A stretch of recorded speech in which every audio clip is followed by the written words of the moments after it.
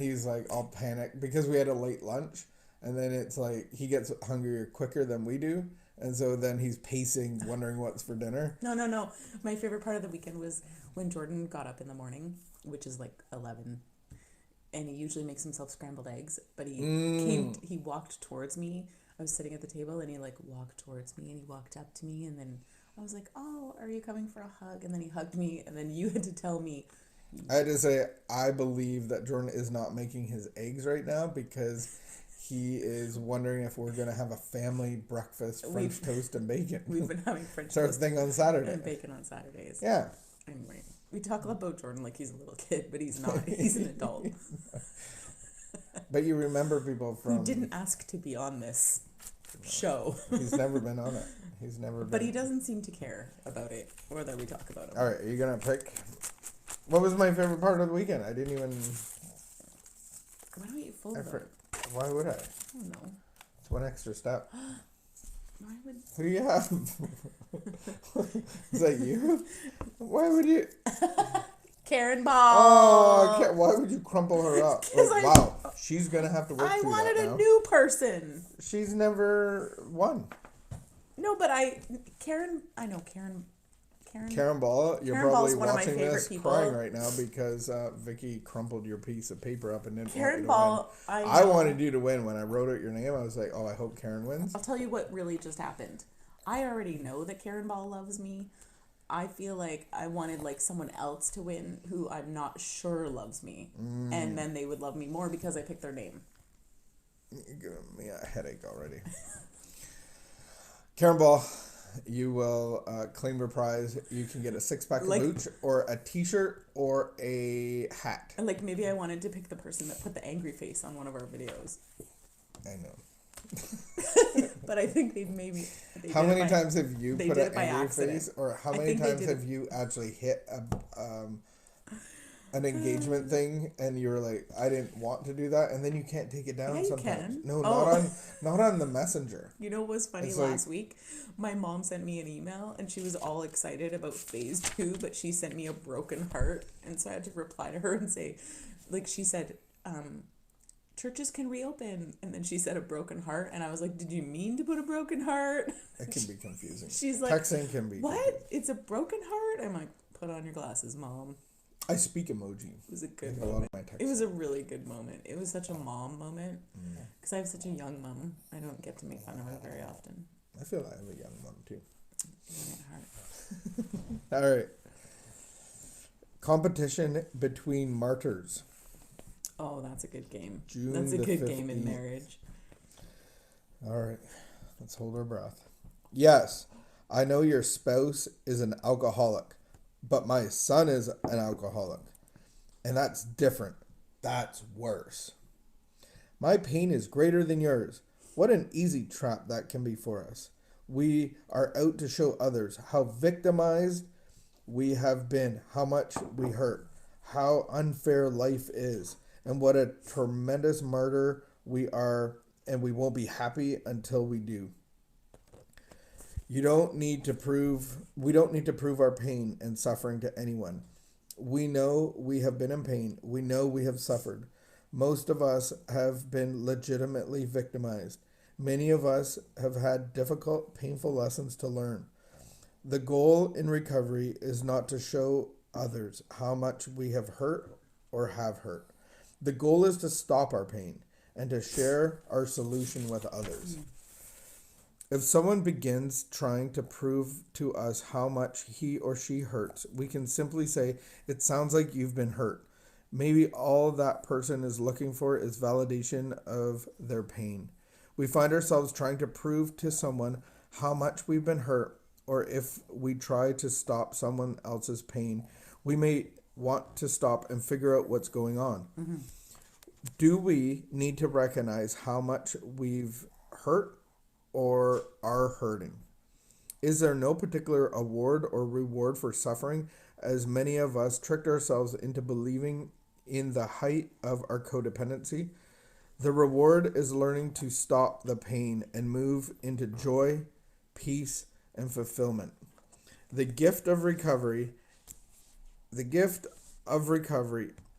That is the gift of recovery. Mm-hmm. And it is equally available to each of us, even if our pain was greater or less than someone else's. Mm-hmm. Prayer for today. God, help me be grateful for all my lessons, even the ones that caused me the most pain and suffering. Help me help me learn what I need to learn so I can stop the pain in my life.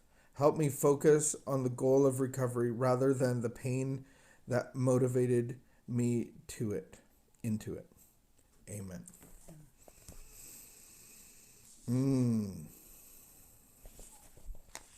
What did you think? I know that game. I believe in my recovery, I was a victim, and it caused me to continue my unhealthy patterns and cycles of addiction. And so, because life wasn't fair to me, because I was adopted, because I have learning disabilities, because we moved around 18 places by the time I was in grade 10, because these were all the excuses or reasons that I was a victim.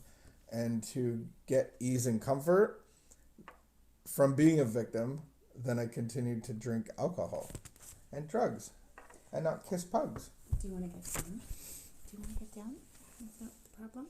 The goal is to stop our pain. Yes. And I think this is specifically talking about the thing that happens, which is very common, where somebody shares something and then somebody else like tops them. Oh yeah? Well, blah, blah, blah, blah, blah. And I, like, that's ugly. It's ugly, and I've tried to stop doing it probably, I don't know, a long like time one ago. upping. And it's really hard because I thought I was trying to relate with people. So I thought if someone's going through something and I can say like, oh yeah, my husband, blah, blah, blah, we went through this, like, oh, but I would catch myself sometimes, even I can feel the feeling inside of like, oh, but you don't understand how bad it was. Let me just prove to you how bad it was. Like, I lived through hell. And so what rose up inside me of this need for other people to say like, oh, wow, you really went through that. How did you get through that? That I didn't like. Like, there was a certain point in time where I remember becoming aware of that and not liking it. And so learning to be able to sit in a room with other people, because I did lots of small group stuff, and be able to hear someone else's story and it not become about my story. And so that, because it's almost like a pride of Yeah. getting validation and not being empathetic to hearing their side. And But- I love how we can simply say, it sounds like you've been hurt. Yeah. Because there's people Really? that are throwing darts and arrows and going, I'm hurt, I'm a victim, I'm this, Yeah. and it's like, it's hard to respond to people, but just empathizing, saying it sounds like you've been hurt.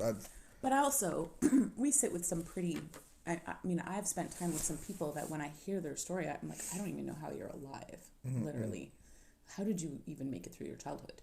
And I had, like, I can't identify with that. I mean, there's some painful stuff, but it's not the same, right? Like, and so it's oftentimes we just don't know what to say. And I think that's one thing that I'm really thankful for is like language to be able to say, it sounds like you're really hurting. And even like, yeah. Well, the reward is learning to stop the pain and move into joy, peace, and fulfillment. And so when we can empathize with somebody, that probably means that we have a measure of healing. Right. And that we're not living out of being a victim. And so then we can empathize with people, and then we can come alongside of them and share the solution. And so the solution is as a spiritual experience with God. And so can we share those experiences instead of sharing how bad we were and one-upping people? And I think that's important because I've realized too that there can be like really, really hard things going on in my life, but it actually doesn't mean that I am not going to be okay. Mm-hmm. Right? Like, there can be a way of learning, and that's what I think this whole book and process is about, of learning to be okay when everything outside and around me is not Mm-hmm. okay. And I mean, I talked to a woman the other day who their son had a mental health breakdown and lives with them. And when I was talking with her, she was like, it's okay. Like, she basically, the way she talked about her life, like, it just seemed like she had a peace that I was like, oh, where does that come from? Right? Mm-hmm. And so I think that should be an attainable goal. Mm-hmm. And I hope that that's what we're passing on, is that is an attainable goal. Mm-hmm. Yeah, and I think that so many of us have been victimized to levels that there's tons of victimization. When we did street ministry, there'd be people that I'd talk to, and it's like, man, like, wow, like, yeah, you're so fortunate to even be alive. Mm-hmm. But if we get caught in being a victim, then Mm-hmm. we're defensive, we attack people, Mm-hmm. and we have no peace, and we have no joy, and Mm-hmm. we have no hope. And so my hope for everybody is that they go through a process of healing and not become a victim, but be able to share their experience in a way that it helps other people not be Mm-hmm. victimized. And we can stand for justice, and we can, stand in the gap, and we can lead people into truth, hope, and healing. All right, have a good start to the Monday. Woo woo! Karen Ball, collect your prize. Holler. Message John. Message John. He'll show you where to order. I'll show you.